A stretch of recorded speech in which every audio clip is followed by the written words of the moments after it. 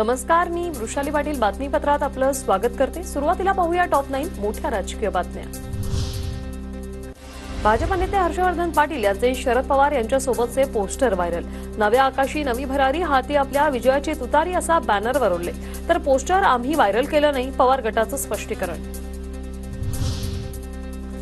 हर्षवर्धन पाटील अजूनही weight and वॉचच्या भूमिकेत, देवेंद्र फडणवीसांसोबत चर्चा करणार, पितृ पंधरवड्यानंतर निर्णय जाहीर करणार।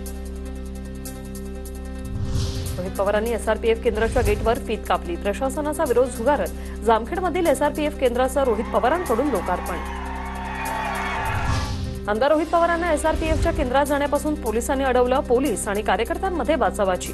कार्यकर्त्यांकडून फडणवीस राम शिंदेंविरोधात घोषणाबाजी, ज्यांनी आदेश दिले ते फक्त 2 महिन्यांचे पाहुणे, रोहित पवारांचा सत्ताधाऱ्यांवर निशाणा। महाविकास आघाडी उद्या सकाळी 11 वाजता पुणे कोर्ट ते स्वारगेट मेट्रोचं उद्घाटन करणार। पंतप्रधान मोदींचा आजचा दौरा रद्द झाल्यानंतर उद्घाटनावरून महाविकास आघाडी आक्रमक। मेट्रो लाईनचं उद्घाटन मोदींनी अनेकदा केलंय, मग पुन्हा उद्घाटन का करताय? सुप्रिया सुळेंचा सवाल।